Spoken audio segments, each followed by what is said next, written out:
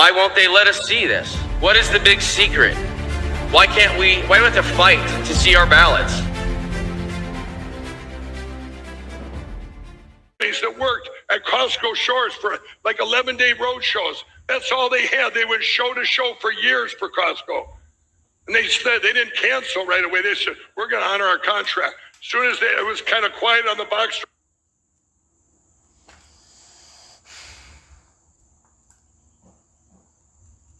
canceling, Costco comes out and cancels us. All them people lost their jobs immediately. And we had to look for other jobs for them. I had to come up with stuff they could do and pay them because I didn't want to lose their livelihood, their jobs, because of Costco, the cancel culture. This is what we're up. It's across the thing, and it's fear. They came in and put fear into our country. You cancel your First Amendment, and you have nothing. You have people living in fear. They're not going to stand up, or guess what? They're going to get attacked and canceled. That's what this whole election was about. All the way to January 6th or January 6th. Now, anyone that wanted to say anything about the election, you better shut up or you're going to be brought away because you were part of something on January 6th. And the media just did it, put into it. There's still people in jail for that, in prison, I guess. I don't know for the fact, but I believe there is.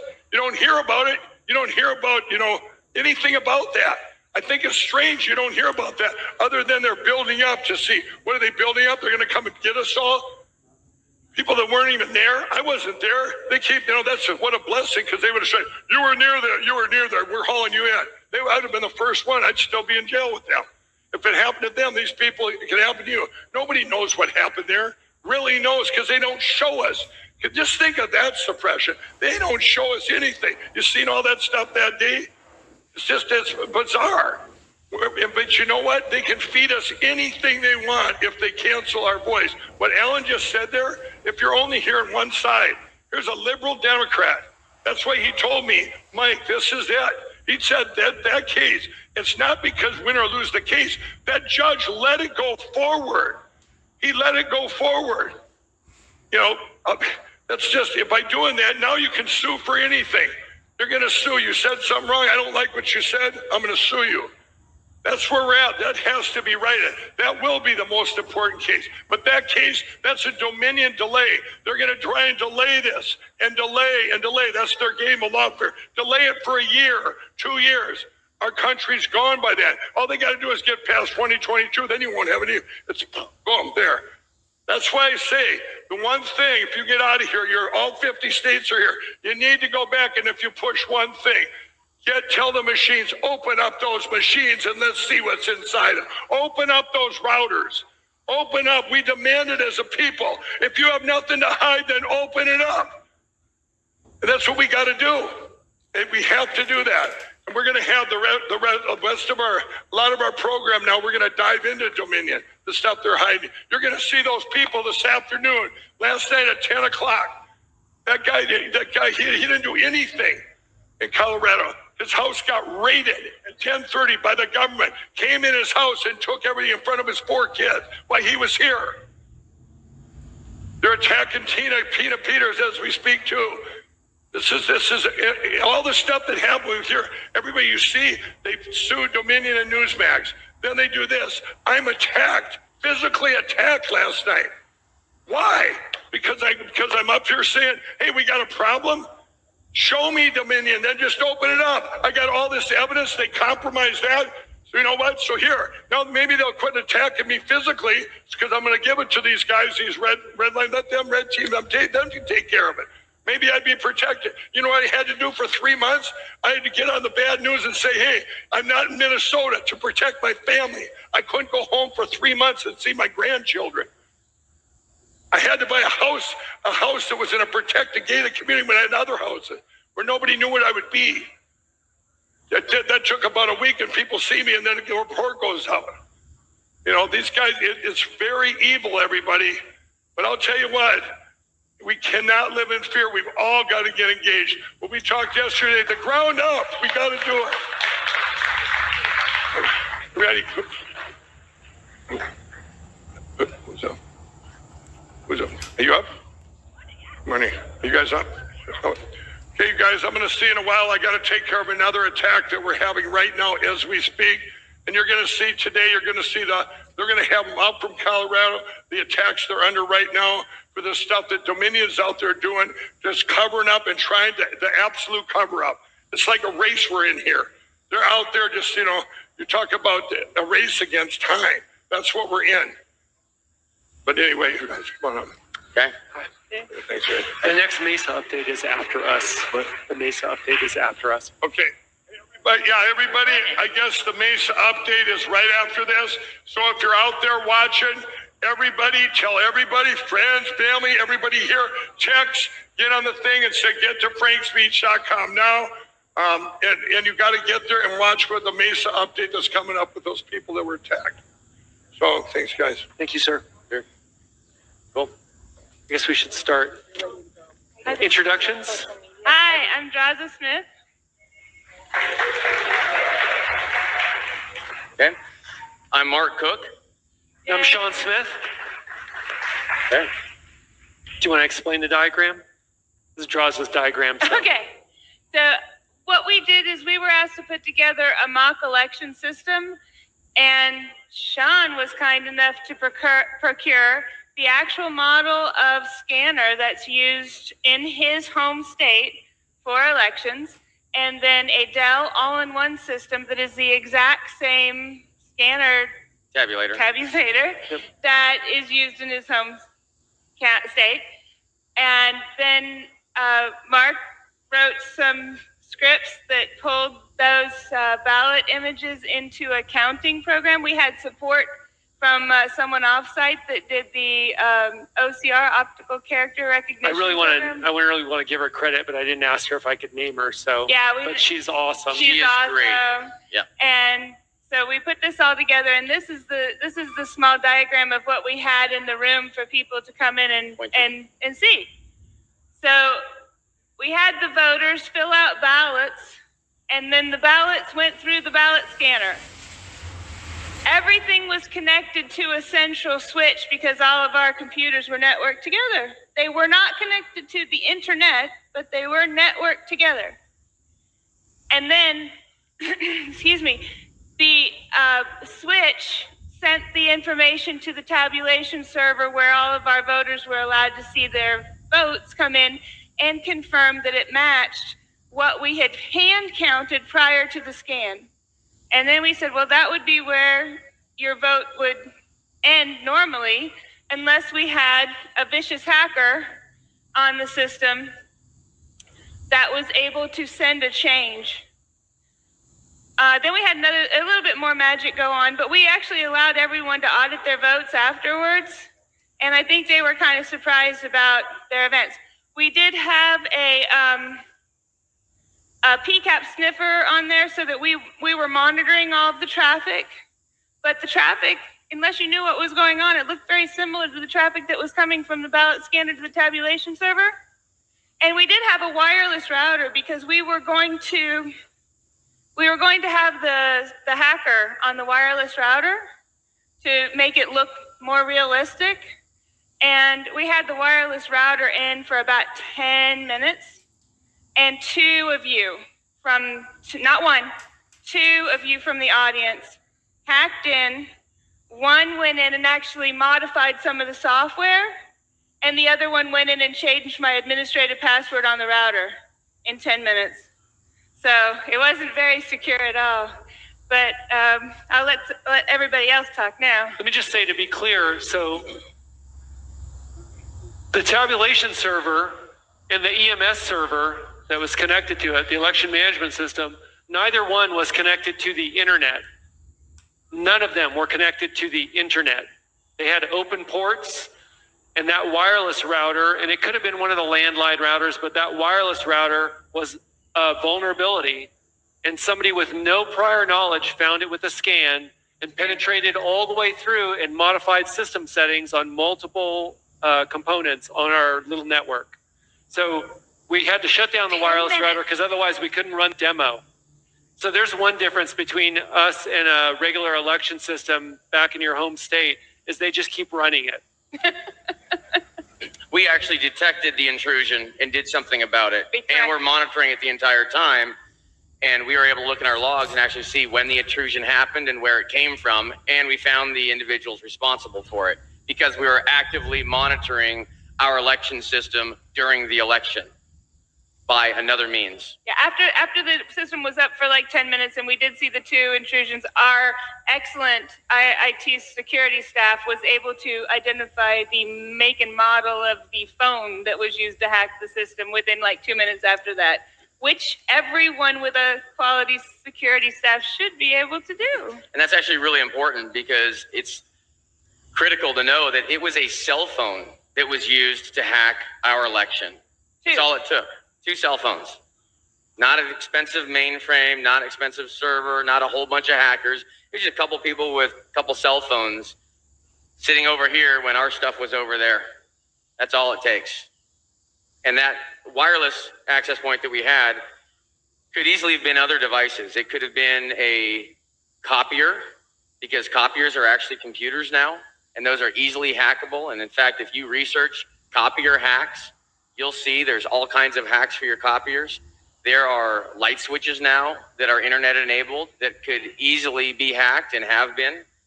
Your washing machine, your refrigerator, surveillance cameras, anything that connects to a network can be hacked. It doesn't necessarily need to even connect to the internet.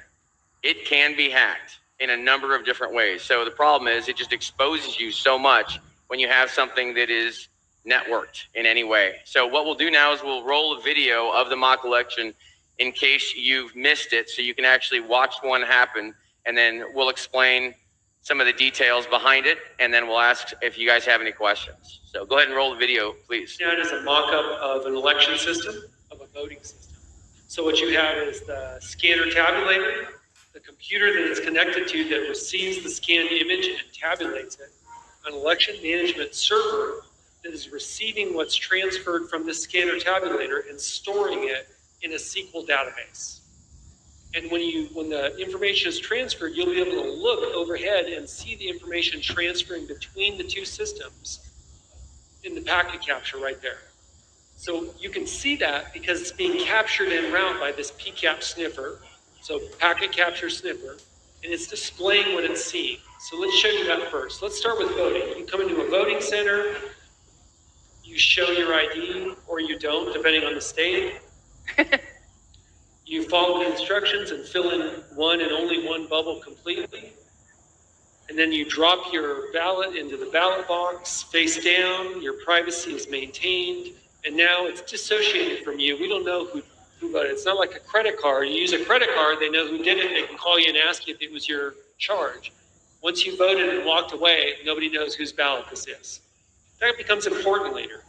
So now the county staff, probably an election judge, maybe with observers, takes that ballot, they stick it into a scanning system just like this. And this is the exact same scanner being used by a lot of voting system companies in the United States.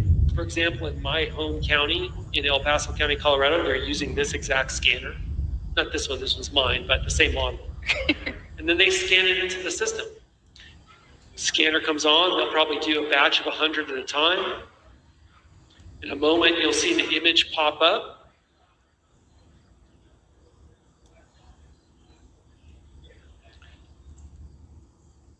Scanner tells us it's out of paper, we know.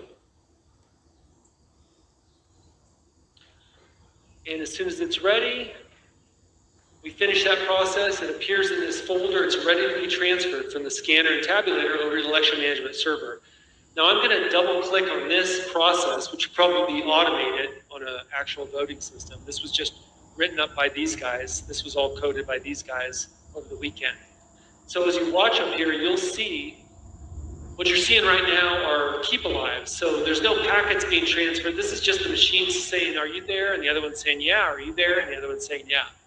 And so then I double click, and now the ballot is being transferred.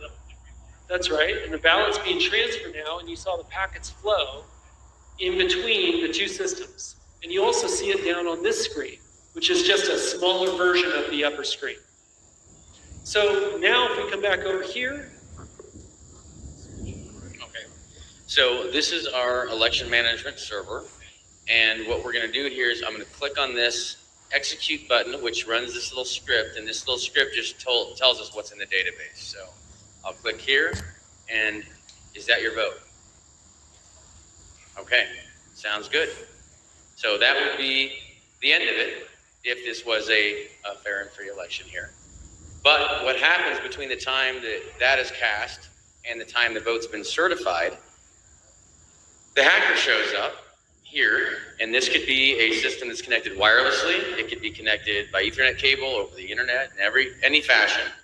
And this hacker can use some very simple software, SQL Server Management Studio, that they can download for free from Microsoft even. And they can write a little script here.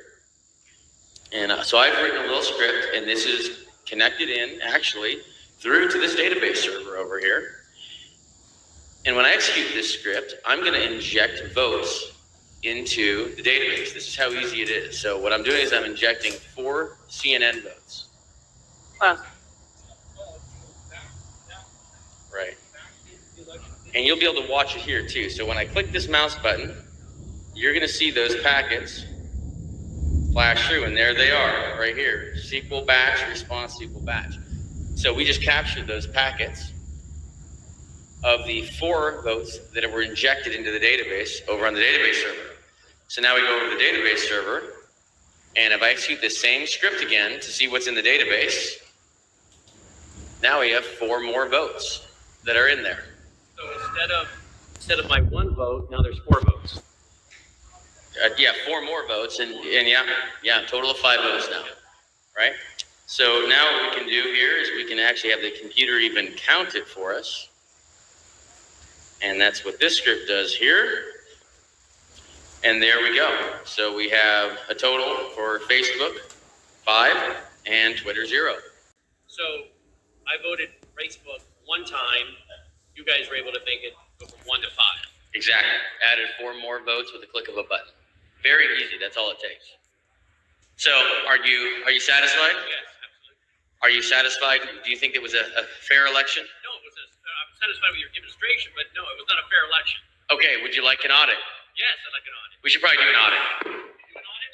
Yeah, let's do not. Let's go back to the paper ballots. Let's count them and see how many paper ballots we got.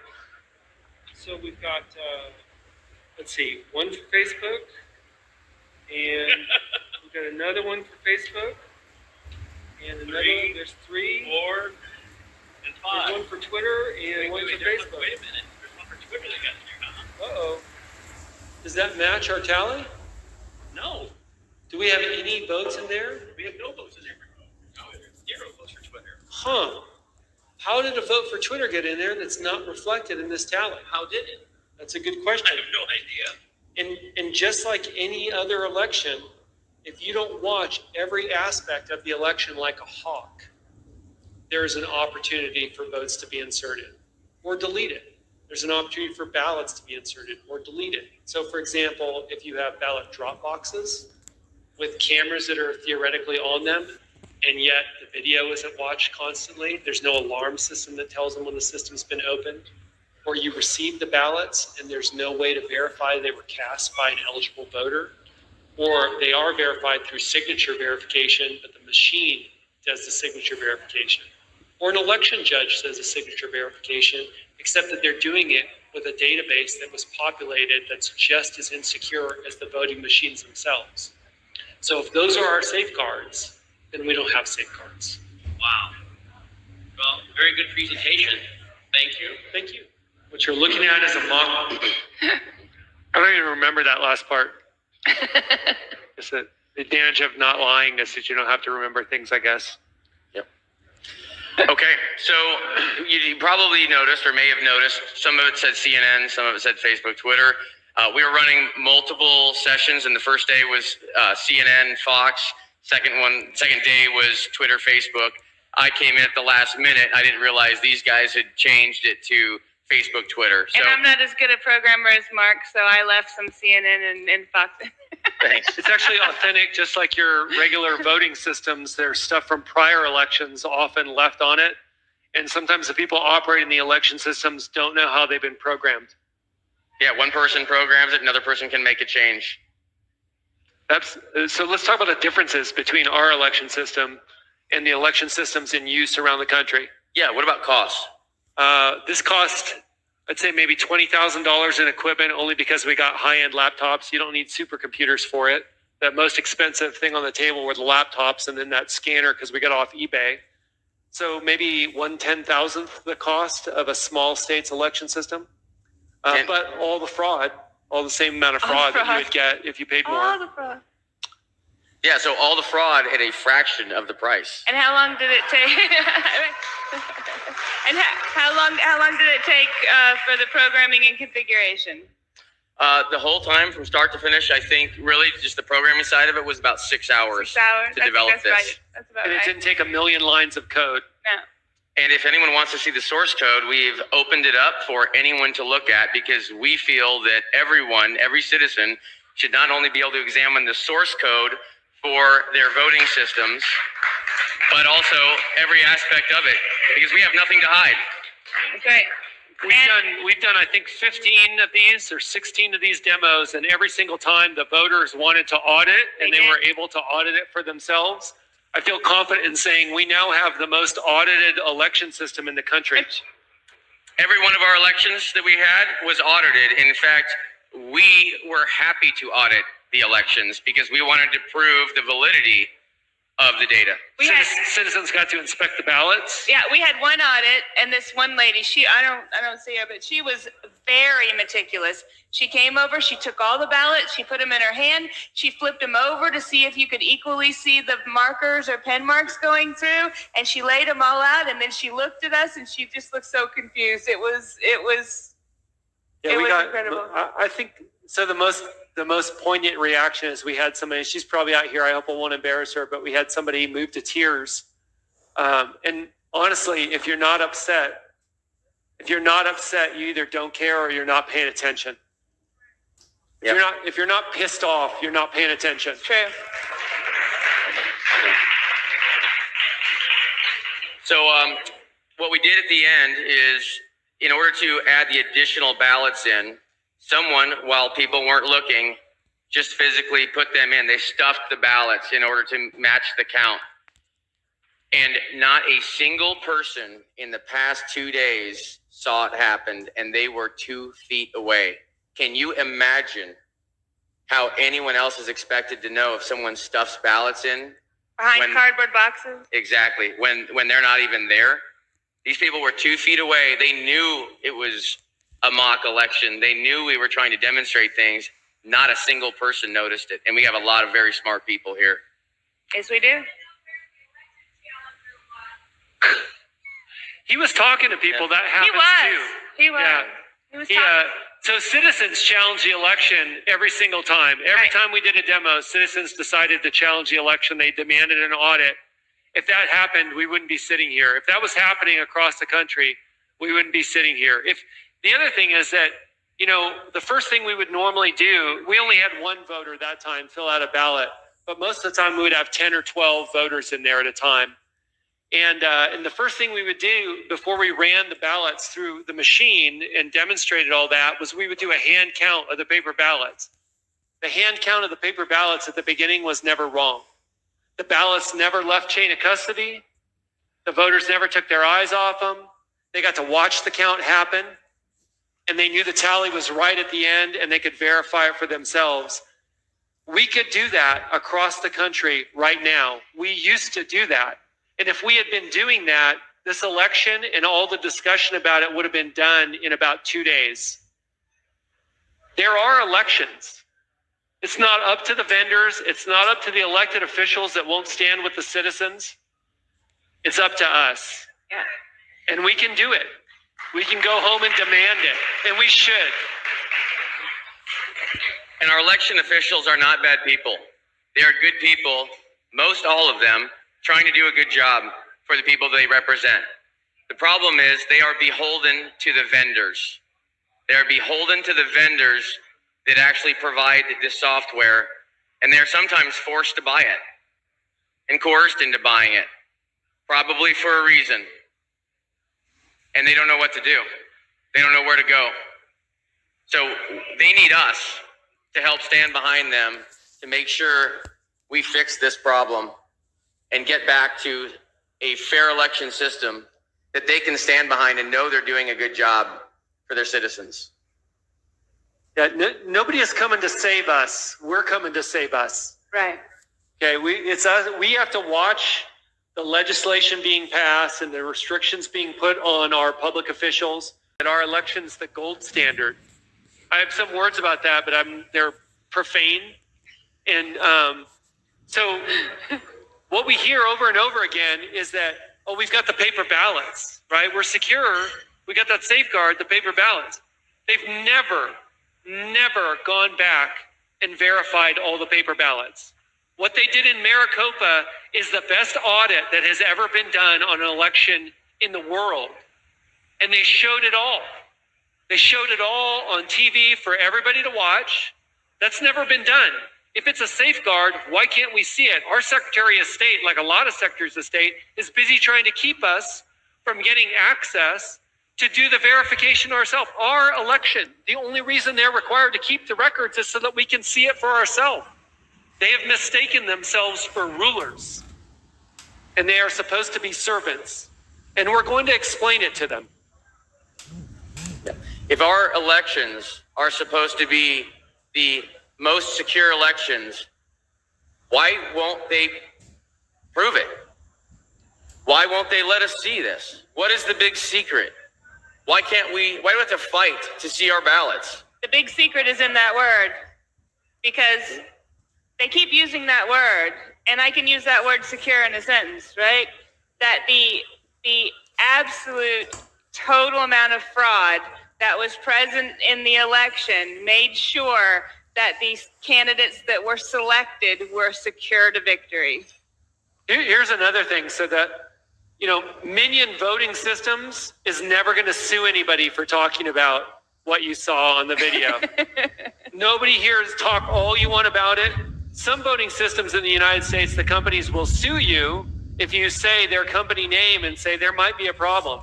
You can literally read their manuals out loud and describe what their manuals say. You can show screens that show they have components in them that they have told us they don't have, settings they don't have, and you'll get sued. But Minion Voting Systems that we put together will never sue you. Say all you want about it. In fact, if you ask any questions, we are happy to answer them, and please come check it out yourself, because we are proud that our system is open to you. You have a question, sir? You may have covered this before I got here.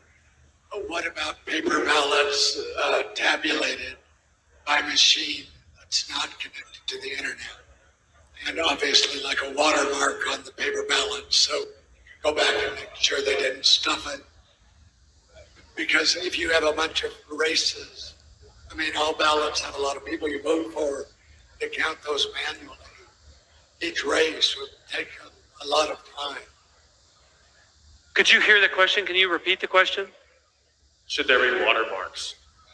What if there were watermarks? Oh, you didn't hear me? No, sir, it's a little bit hard to hear. Okay, there. Better.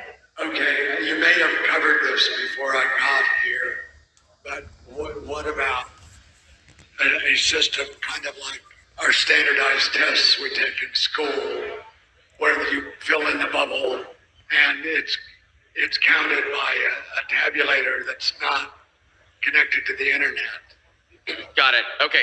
Yes, the systems could be greatly simplified, and those tabulators could just be counters only.